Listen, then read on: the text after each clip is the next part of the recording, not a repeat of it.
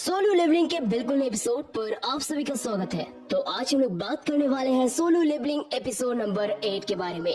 तो पिछले एपिसोड में हमने देखा जिन्हों एक ए रैंक के डंजन को देखने के लिए हंटर्स गिल्ड के माइनिंग ग्रुप में घुस जाता है और जैसे उसे मौका मिलता है वो बहुत ही तेजी से बॉस रूम की तरफ बढ़ने लगता है, लेकिन तभी चाही ना कर जिन्हों को पकड़ लेती है। लेकिन जिन्हों बहाना बना के चाही से अपना पीछा छुड़ा लेता है। इसके बाद जिन्हों एक बार फिर से माइनिंग टीम के साथ जुड़ जाता है। टीम लीडर यहाँ पर कहते हैं तुम खो गए, तुम्हें मिस चाही के साथ बात करने का मौका मिला। ऐसे अपॉर्चुनिटीज अपनी जिंदगी में बहुत ही कम आते हैं। मैंने जितना सुना है मिस चाही कभी भी ब्रेक नहीं लेती ताकि वो हमेशा बॉस के ऊपर नजर रख सके। जिन्हों अपने मन में कहता है इन लोगों ने अभी तक बॉस मॉन्स्टर को अपनी आंखों से नहीं देखा होगा, तो इन्हें अंदाजा भी नहीं कि एक बॉस मॉन्स्टर कितना खतरनाक हो सकता है। इसके बाद टीम लीडर कहते हैं मैंने सुना कि वो हंटर का स्मेल सुन सकती है और इसी वजह से वो हमेशा अपने नाक को रुमाल से ढक के रखती है। जिन्हों इसको सुनकर थोड़ा सा हैरान हो जाता है। जिन्हों को अचानक से रेड गेट वाले आइस एल्फ के बारे में याद आ जाता है। रेड गेट के अंदर जो आइस एल्फ का लीडर था उसने जिन्हों को कहा था कि उनके दिमाग में एक आवाज आता है जो इंसानों को मारने के लिए कहता है। जिन्हों इस बात को सोचकर अपने मन में कहता है क्या ये दोनों इंसिडेंट एक दूसरे के साथ कनेक्टेड हो सकता है। मैं किसी हंटर की तरह स्मेल नहीं करता, क्या ये इस वजह से क्योंकि मैं एक प्लेयर हूँ। आखिरकार एक प्लेयर बनने का मतलब क्या होता है। देखते देखते यहाँ पर माइनिंग ग्रुप का काम खत्म हो जाता है। जिन्हों को अपने काम के पैसे भी मिल जाते हैं। कुछ लोग यहाँ पर जिन्हों की तारीफ करते हैं और कुछ लोग ऐसे भी थे जो जिन्हों से जल रहे थे। टीम लीडर यहाँ पर जिन्हों की तारीफ करके कहते हैं तुमने बहुत बढ़िया काम किया सर, तुम्हारी मदद से हम लोग 2 घंटे पहले ही काम खत्म कर पाए। मैं इतने सालों से बहुत सारे लोगों के साथ मिला हूँ लेकिन मैंने आज तक तुम्हारे जैसा कोई नहीं देखा। तुम सच में माइनर बनने के लिए पैदा हुए हो जिन्हों।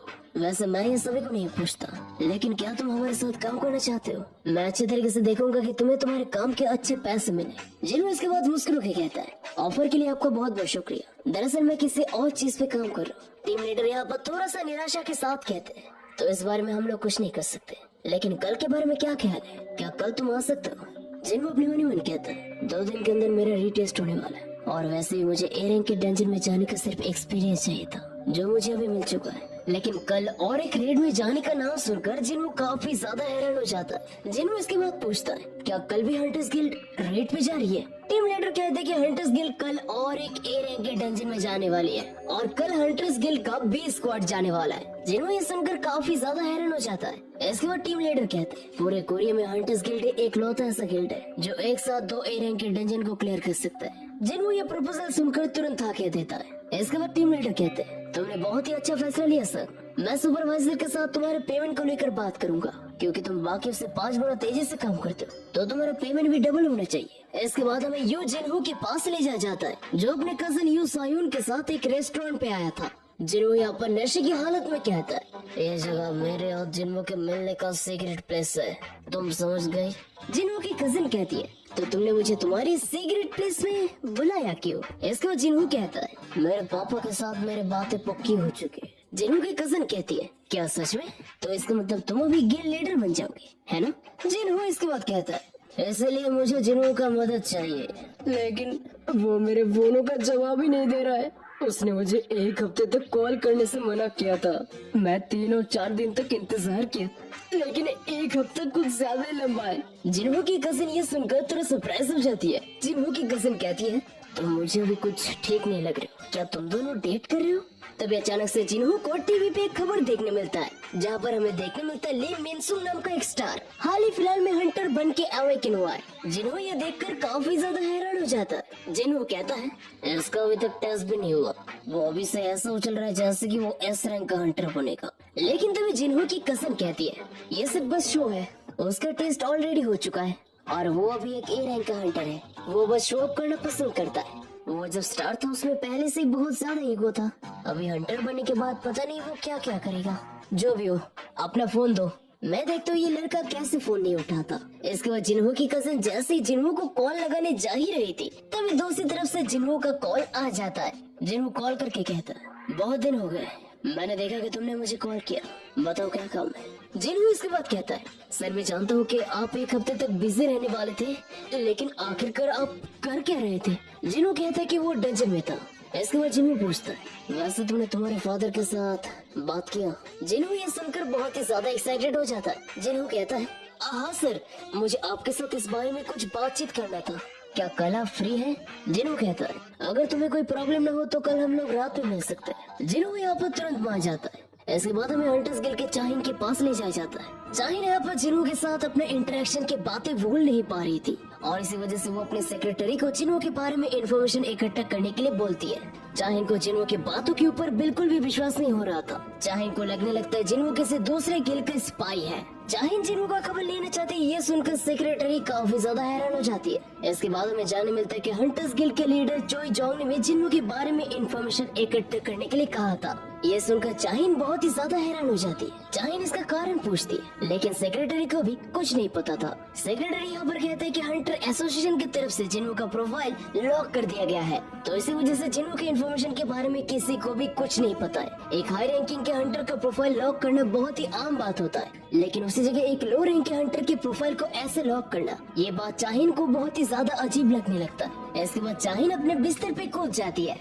वो अपने मन ही मन सोचती है आखिर वही सिर्फ क्यों अलग है, वही एक लौता है जिसके पास से मुझे कोई अच्छा स्मेल मिला। इसके बाद नेक्स्ट दिन जिन्हों अपने माइनिंग के काम के लिए पहुंच जाता है, जहाँ पर सभी लोग जिन्हों का वेलकम करते हैं और ये नजारा देखकर जिन्हों को पुराने दिनों का याद आ जाता है, जहाँ पर वो जूही, मिस्टर सॉन्ग और मिस्टर किम के साथ एक साथ मिलकर काम करता था। और जिन्हों ये नजारा देखकर थोड़ा सा इमोशनल हो जाता है। इसके बाद फाइनली जाकर हंटर्स गिल्ड का स्ट्राइक स्क्वाड वहाँ पर आ जाता है। उनका लीडर सभी मौजूद हुए लोगों से रिक्वेस्ट करते हैं, क्या आप लोग एक सेकंड के लिए मेरी बात सुनेंगे? दरअसल जो हमारे बैग्स को उठाने वाला था, अनफॉर्चुनेटली वो नहीं आ सका। क्या यहाँ से कोई डंजन के अंदर जाना चाहेगा? सबसे पहले बारी आता है माइनिंग टीम का, लेकिन माइनिंग टीम वाले कहते हैं हम लोग यहाँ से नहीं जाने वाले, और वैसे भी हॉलिंग टीम के लोग ज्यादा ताकतवर होते हैं। लेकिन इसके बाद हॉलिंग टीम वाले भी मना कर देते हैं। कल माइनिंग ग्रुप ने 2 घंटे पहले काम खत्म कर दिया था और इसी वजह से हॉलिंग ग्रुप अपने स्केड्यूल से पीछे चले गए थे, यहाँ तक कि उन्हें डिनर भी स्किप करना पड़ा था। तो हॉलिंग टीम वाले साफ साफ मना कर देते हैं। इसके बाद स्ट्राइक स्क्वाड का टीम लीडर पैसे बढ़ाने की भी बात करता है, लेकिन तभी टीम लीडर कहते हैं देखिए मिस्टर सोन क्यों, मैं जानता हूँ कि एक पोर्टर का काम सिर्फ बैग्स को उठाना होता है, लेकिन यहाँ पर ज्यादातर डी रैंक और ए रैंक के हंटर्स हैं। अगर कोई ऊंच नीच हो गया तो उन्हें अपना जान गंवाना पड़ेगा, और अगर वो लोग मारी जाते हैं तो वो लोग पैसों से क्या करेंगे? टीम लीडर सॉन की-हुन एक बार फिर से सभी से पूछता है और तभी अचानक से जिन वो हाथ उठाता है, जो देखकर सभी लोग बहुत ही ज्यादा हैरान हो जाते हैं। सभी लोग मिलकर यहाँ पर जिन्हो को समझाने लगते हैं। सभी लोग कहने लगते हैं जिन्हो एक बार फिर से सोच लो, तुम्हारे पास बहुत लंबी जिंदगी पड़ी हुई है,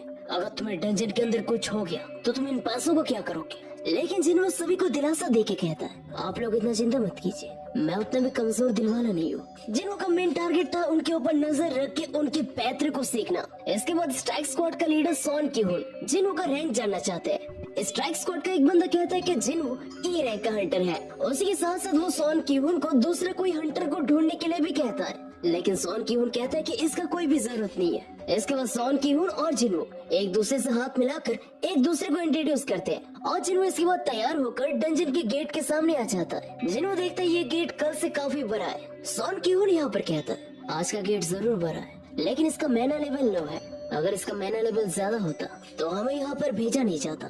जिन्हो इसके बाद इस सेकंड स्ट्राइक स्क्वाड के ऊपर अपना नजर दौड़ाता है। जिन्हो को देखने मिलता है यहाँ पर भले ही इस रैंक के हंटर्स नहीं है, लेकिन यहाँ पर 11 ए रैंक के हंटर्स और 6 बी रैंक के हंटर्स मौजूद हैं, जो एक ए रैंक के गेट को क्लियर करने के लिए काफी होते हैं। अगर हंटर्स गिल्ड की जगह कोई दूसरा गिल्ड यहाँ पर होता तो वो लोग अपने सेकंड स्ट्राइक स्क्वाड को जरूर एंटर करने का परमिशन नहीं देते, और इसके बाद सभी लोग मिलकर एक साथ डंजन में एंटर करते हैं। जिन्हों भी गेट के अंदर एंटर करने की वक्त फील करता है कि इस गेट का मैना पिछले गेट से काफी गुना कम है, लेकिन उसी के साथ साथ जिन्हों को कुछ गड़बड़ भी महसूस होने लगता है। जिन्हों को एक बार फिर से रेड गेट की तरफ फील होने लगता है, लेकिन जिन्हों इसे इग्नोर करके अंदर चला जाता है। गेट के अंदर जाते ही एक लड़की जिन्हों को कहती है तुम्हें यहाँ पर डरने की कोई जरूरत नहीं है, यहाँ पर सिर्फ सॉन की-हुन अकेला ताकतवर नहीं है, यहाँ पर हम सभी ताकतवर हैं। जिन्हों इस लड़की को देखकर समझ जाता है कि ये लड़की एक हीलर है।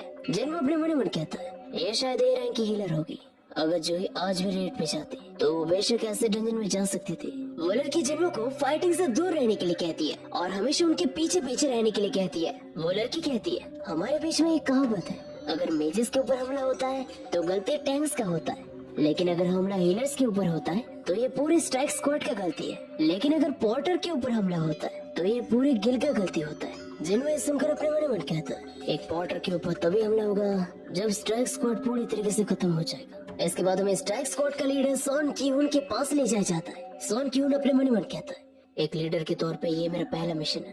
अगर मैं इसमें कामयाब हो गया तो मुझे स्क्वाड का परमानेंट लीडर बना जाएगा। भले मैं लीडर और वाइस लीडर की तरह उतना भी ताकतवर नहीं, लेकिन फिर भी मैं एक ए रैंक का हंटर हूँ और मैं ये कर सकता हूँ। तभी अचानक से उनके पीछे से तेजी से एक मॉन्स्टर आकर हमला करता है। वो सभी तुरंत लड़ाई के लिए तैयार हो जाता है। जिनमें उनके बैटल का फॉर्मेशन देखकर बहुत ही ज्यादा हैरान हो जाते हैं। किसी ने कुछ भी कमांड नहीं दिया था, लेकिन उसके बावजूद भी वो लोग लड़ाई करने के लिए तैयार हो चुके थे। और तभी अचानक से उनकी तरफ तेजी से कुछ आने लगता है। वो मॉन्स्टर जैसे सामने आते हैं हमें देखने मिलता है ये कुछ फॉक्स टाइप के मॉन्स्टर्स हैं। सभी स्टैग स्क्वाड के मेंबर्स अपने काम पे लग जाते हैं और एक के बाद एक सारे फॉक्स मॉन्स्टर्स को मारते जाते हैं। लेकिन इसके बाद भी उन लोगों का सिलसिला कम नहीं हुआ। वो फॉक्स टाइप के मॉन्स्टर लगातार आते रहे और तभी अचानक से एक हंटर बहुत ही ऊंचा जंप मार के बिल्कुल फॉक्स मॉन्स्टर्स के बीच में आ जाता है और अपने स्वॉर्ड की मदद से एक के बाद एक मॉन्स्टर्स को पेलते जाता है। और आखिर में फिनिशिंग टच देने के लिए एक लड़की आती है अपने फायर स्पेल के साथ, जो एक के बाद एक अपने फायर स्पेल की मदद से उन मॉन्स्टर के ऊपर हमला करते जा रही थी। और ऐसे ही करते करते सारे फॉक्स टाइप के मॉन्स्टर का काम खत्म हो जाता है। लेकिन उन्हें समझ नहीं आ रहा था कि आखिरकार एक ए रैंक के डंजन में एक सी रैंक का बीस्ट क्या कर रहा है। ऐसे ए रैंक के डंजन में सी रैंक के मॉन्स्टर का होना बहुत ही अजीब बात है, क्योंकि फूड चेन के हिसाब से इन लोगों का जिंदा रहना लगभग इम्पॉसिबल वाला काम होता है। इस टाइप के मॉन्स्टर ज्यादातर ताकतवर मॉन्स्टर के हाथों मारे जाते हैं, जिनको तभी उन मॉन्स्टर के ऊपर अपना नजर दौड़ाता है और जिनको इन मॉन्स्टर के गले पे पट्टी का निशान देखने मिलता है। इसके बाद जिनको कहते हैं कि ये सब कोई जंगली मॉन्स्टर्स नहीं है, दरअसल ये पालतू जैकल्स है, यानी कि किसी ताकतवर बीस्ट ने इन सबको कुत्ते की तरह पाला है। जरूर ये सब देखकर अपने मन कहता शायद मेरा गट फीलिंग सही था।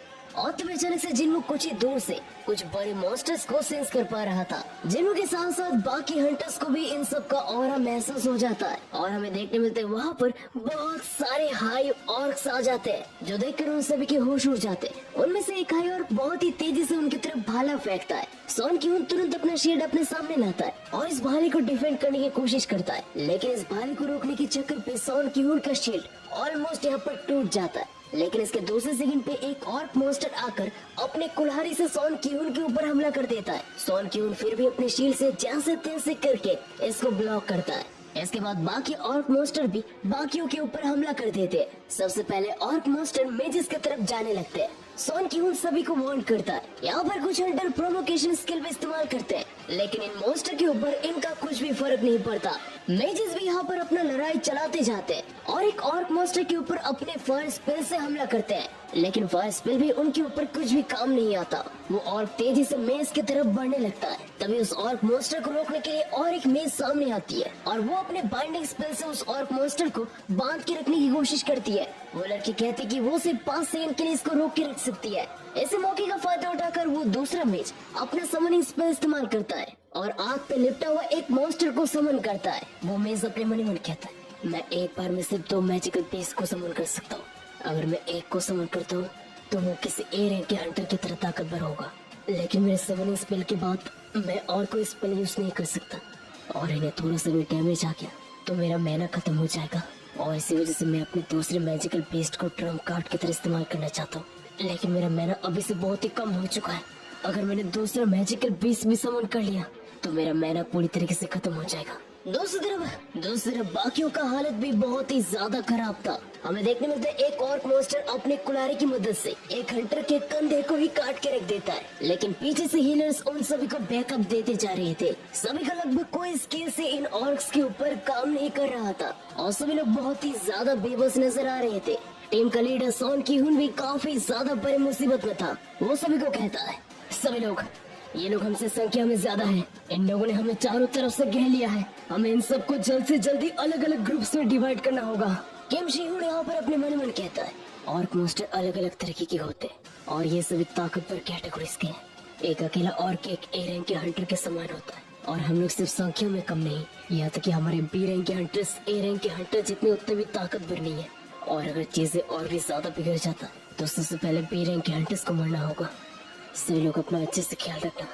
तभी हमें देखने मिलता है एक और मॉन्स्टर एक हंटर के हाथ को ही काट डालता है। तभी ऊपर बचाव के लिए एक समनर मेज आ जाती है और वो अपने समनिंग मैजिक से एक अजीब से मैजिकल बीस्ट को समन करती है, जो उस ऑर्क को चारों तरफ से लपेट लेती है। इसके बाद वो लड़की हीलर उस आदमी के हाथ को हिल करने लगती है और कुछ ही सेकंडों में उसका हाथ वापस आ जाता है। लेकिन वो लड़की जैसे पीछे मुड़ती है वो देखती है वो ऑर्क मॉन्स्टर बिल्कुल सही सलामत है वो ऑर्क मॉन्स्टर जैसे उस लड़की के ऊपर हमला करने जा ही रहा था, तभी अचानक से जिन वो अपने कैमोफ्लेज इस्तेमाल करके उस लड़की को बचाने के लिए आ जाता है और वो अपनी डैगर की मदद से उस ऑर्क मॉन्स्टर के गले पे बहुत ही जोर का वार करता है। जिन के डैगर की स्पेशल एबिलिटीज की वजह से अचानक से उस ऑर्क के गले से खून निकलने लगता है और वो ऑर्क अचानक से तड़पने लगता है। ये देखकर वो लड़की काफी ज्यादा हैरान हो जाती है और देखते देखते वो ऑर्क मॉन्स्टर पूरी तरीके से खत्म हो जाता है और ये देखकर उस लड़की की आंखें खुले के खुले रह जाते हैं। And that's it for the solo leveling season 2 episode number 8।